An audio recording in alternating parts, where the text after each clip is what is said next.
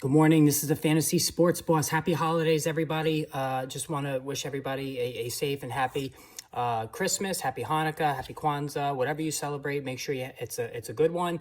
And hopefully as a bonus, you win your fantasy football semifinals and get into the finals next week. Now, fantasy football week 16 weather report is a disaster, and I've said this 1,000 times. Wind and cold often is and almost in every instance is worse than precipitation, especially when it comes to the passing game. And we have that all over the place in the Christmas Eve schedule today.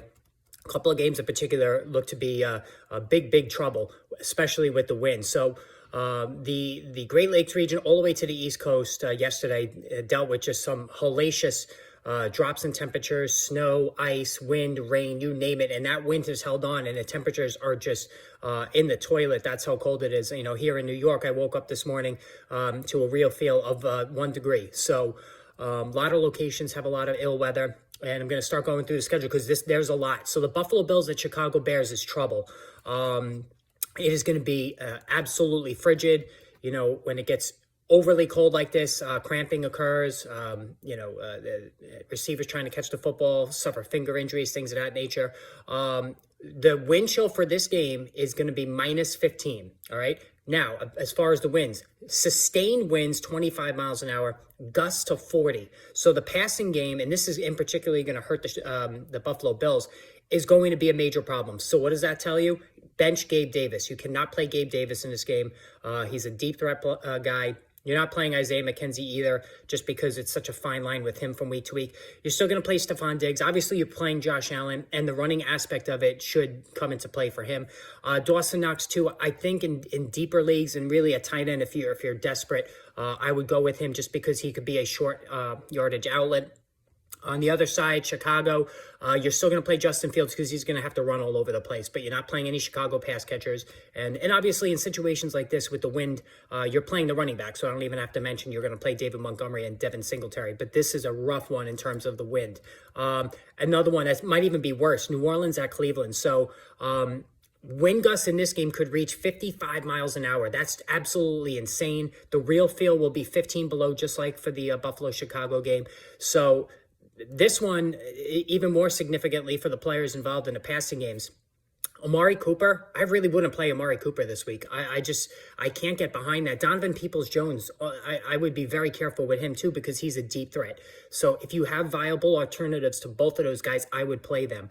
If I had to choose between them, I actually would go with Cooper because, again, Peoples-Jones is not going to be able to make passes, grab passes down the field. Deshaun Watson already been very shaky since coming back. I would not play him in this game. Now, for the Saints, Taysom Hill, I did the video yesterday, got a lot of attention. Any Taysom Hill video I post seems to get like insane amount of views. It just shows you the fascination with his quarterback tight end eligibility. I absolutely would play him. I'm playing him over Dalton Schultz. So just to show you where I have him in my tier, I'm playing him over Dalton Schultz.